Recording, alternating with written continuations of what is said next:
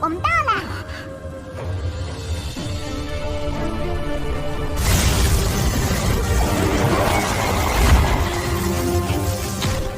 Di saat Lingdong dan Xiaodio pun memasuki ruang seni bela diri manifestasi itu, di sana dia berhasil mendapatkan seni bela diri manifestasi jari surgawi. Kemudian di bagian luar ruangan terlihat 8 orang yang masuk telah tersadar dari meditasinya. Masing-masing dari mereka mendapatkan seni bela diri level 7 hingga level 8. Dan hanya Lingdong dan Ling Langtian yang belum tersadar dari meditasi mereka. Singkat cerita, Ling Langtian berhasil mendapatkan seni bela diri manifestasi tingkat atas. Namun, Lingdong memperoleh jauh lebih hebat dari milik Ling Langtian. Lingdong berhasil mendapatkan seni bela diri terkuat jari surgawi. Dan tanpa sengaja, mereka juga mengungkapkan keberadaan dari istana harta kuno di bawah tanah. Melihat istana harta kuno itu, 4 klan besar dan juga semua paksi ingin mendapatkan harta kuno itu. Namun tanpa diduga, istana harta kuno itu dijaga oleh makhluk iblis yang mengerikan. Dengan kekuatan yang luar biasa, salah satunya adalah naga iblis Kalelawar Darah. Di saat 4 klan besar beserta semua paksi bekerja sama untuk menyerang iblis itu, mereka berhasil membuat makhluk iblis itu terluka parah dan melarikan diri. Lalu 4 klan besar segera memasuki istana harta kuno di dalam bawah tanah itu. Namun Lingdong dan juga Xiaodio malah mengejar makhluk iblis itu. Karena jika Xiaodio bisa melahap kekuatan roh jiwa yang ada pada makhluk iblis itu, kekuatan Xiaodio akan kembali pulih ke tahap manifestasi. Lalu Lingdong dan Xiaodio mengejar makhluk iblis itu. Di saat mereka sudah berhasil mengalahkan naga kelelawar darah itu, muncul 2 sosok mengganggu mereka yang juga ingin memiliki makhluk tersebut. 2 kerangka putih berdiri di samping tubuh naga kelelawar darah yang sangat besar itu. Kerangka itu berbentuk manusia, terbentuk dari berbagai jenis tulang. Itu adalah boneka tulang.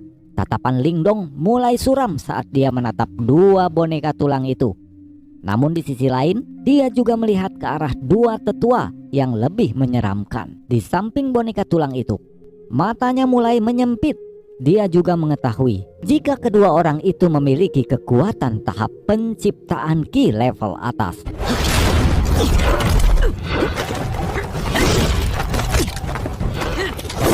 Boneka tulang itu juga bisa dianggap sebagai jenis boneka simbol. Namun bahan yang digunakan dalam penciptaannya sendiri dari berbagai jenis binatang iblis, bahkan dari tulang manusia.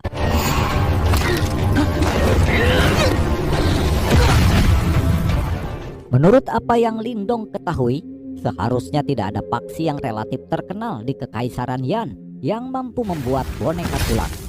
Oleh karena itu, 2 orang ini bisa dipastikan bukan dari Kekaisaran Yan. Namun tidak peduli dari mana mereka, karena jika ingin mengambil sesuatu yang disukai oleh Lingdong tepat di depan matanya adalah sesuatu hal yang mustahil. Namun kedua orang itu pun juga mengetahui jika Lingdong mampu membunuh naga kelelawar darah yang terluka parah, berarti dia memiliki beberapa keterampilan. Namun sebagian besar disebabkan oleh kekuatan boneka simbol miliknya. Tetua berambut putih itu juga mengatakan jika mereka hanya ingin menyelamatkan hidup Lingdong, karena mereka berdua sedang dalam suasana hati yang baik. Namun jika Lingdong masih tidak dapat melihat niat baik dari mereka, maka mereka tidak segan-segan akan melenyapkannya. Saat itu juga Xiaodio yang awalnya hanya diam saja, kali ini sudah tidak tahan lagi dengan kedua orang itu. Dia pun meminta agar Lingdong membunuh kedua orang itu. Di saat Xiaodio terus-menerus mengalihkan perhatian kedua orang tua itu, Lingdong tanpa pikir panjang langsung mengaktifkan boneka simbol kelas tingginya. Sekali lagi dan langsung berlari maju, gelombang energi yang kuat keluar dari dalam tubuh boneka itu. Namun kedua orang itu tidak gentar sama sekali dengan boneka simbol kelas tinggi milik Lingdong. Bahkan jika Lingdong berencana membunuh mereka berdua dengan boneka itu, menurut mereka Lingdong terlalu naif.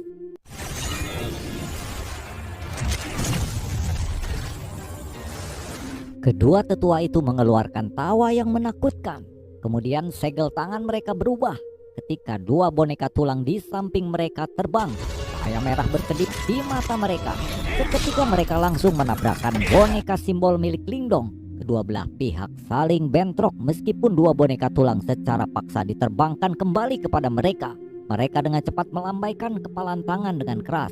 Berseteru dengan boneka simbol, suara-suara yang terselubung diiringi angin yang sangat kencang ketika Lingdong melihat bahwa dua boneka simbol tulang benar-benar mampu menandingi boneka simbol tingkat tingginya. Keheranan melintas di mata Lingdong. Meskipun jumlah pil yuan murni yang dituangkan pada saat ini tidak banyak, kekuatan itu seharusnya sebanding dengan praktisi tahap menengah penciptaan Qi. Jelas dia tidak pernah berpikir bahwa boneka tulang sangatlah kuat. Sementara boneka tulang menahan boneka simbol, sosok kedua tetua itu menghilang dalam sekejap. Kemudian mereka sudah muncul di depan Lingdong. Tangan mereka menggenggam pedang tulang yang tajam dan kemudian dengan kejam hendak menusuk Lingdong. Serangan dua praktisi itu sangatlah kuat. Namun Lingdong tidak menunjukkan indikasi untuk menghindari sama sekali. Tangannya menggenggam tombak surgawi kuno dan segera meledak di langit. Kemudian berubah menjadi tombak naga. Dalam sekejap serangan kilauan tombak naga yang tangguh langsung menabrak kedua tetua itu. Serangan balik yang tiba-tiba dari Lingdong menyebabkan ekspresi kedua orang itu berubah. Mereka buru-buru menahan serangan Lingdong. Namun Lingdong dengan secepat kilat menembus pertahanan pedang dari kedua tetua itu. Pukulan tombak Lingdong mendarat di tubuh kedua tetua itu. Ekspresi mereka segera berubah menjadi putih pucat dan memuntahkan seteguk darah segar.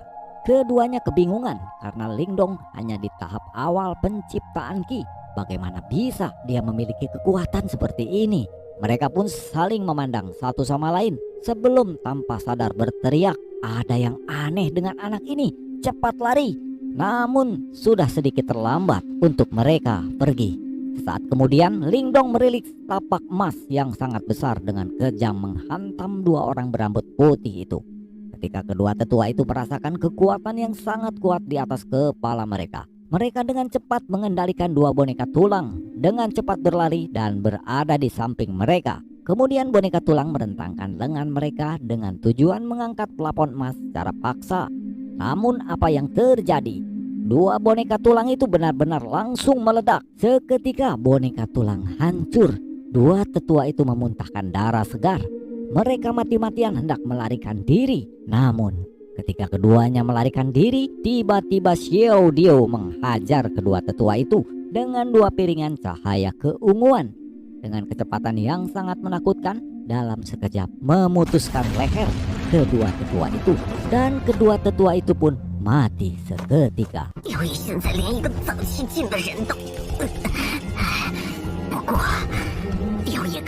Lingdong terkejut. Dia menatap Xiao Dio saat dipenuhi dengan niat membunuh. Lingdong merasa kagum. Xiao Dio ini sebenarnya sangat kejam ketika dia sedang marah. Namun sesaat setelah kejadian itu, Xiaoyan dengan cepat menghampiri mereka. Lalu dengan sapuan ekornya melemparkan dua tas pusaka. Menerima tas pusaka, mata Lingdong dengan cepat meraih untuk melihat isinya. Dia menemukan pil yuan murni dari tas dua tetua itu. Bahkan sampai 300.000 pil yuan murni. Untuk Lingdong ini adalah rezeki nomplok. Sejak dia mendapatkan boneka simbol tingkat tinggi, Lingdong telah menghabiskan hampir 100.000 pil yuan murni untuknya. Jika dia masih tidak berhasil mendapatkan untung, kantongnya kemungkinan akan sekali lagi dikuras. Untungnya dua orang itu muncul dan memberinya sejumlah pil yuan murni. "Lingdong, bantu aku. Aku akan melahap jiwa iblis ini," teriak Xiao Dio. Xiao Dio dengan cepat mengeluarkan roh iblis berwarna darah. Xiaoyan juga mengeluarkan raungan rendah dan dengan cepat melesat, mulutnya yang besar terbuka. Dengan gigi menggigit pembuluh darah naga kelelawar darah dengan semangat melahap kekuatan darah di dalam tubuhnya. Saat Lingdong menyaksikan dua binatang buas mulai mengkonsumsi makanan mereka, Lingdong tertawa kecil dan duduk di atas sebuah batu di dekatnya. Pandangan Lingdong beralih ke arah istana harta kuno di bawah tanah itu. Ruang tablek kuno dengan keras bergemuruh dan bergetar. Segera langit kehilangan warnanya. Aura yang mengerikan menyebabkan kulit kepala Lingdong menjadi mati rasa, seolah-olah roh kuno yang sedang tertidur lama telah terbangun di tempat itu. Kulit Lingdong dengan pucat saat dia menatap searah aura itu, tubuhnya sedikit gemetar. Mungkinkah mereka semua yang menuju istana bawah tanah itu telah membangkitkan makhluk iblis terkuat, penjaga istana harta kuno yang misterius itu? Kita tunggu video selanjutnya.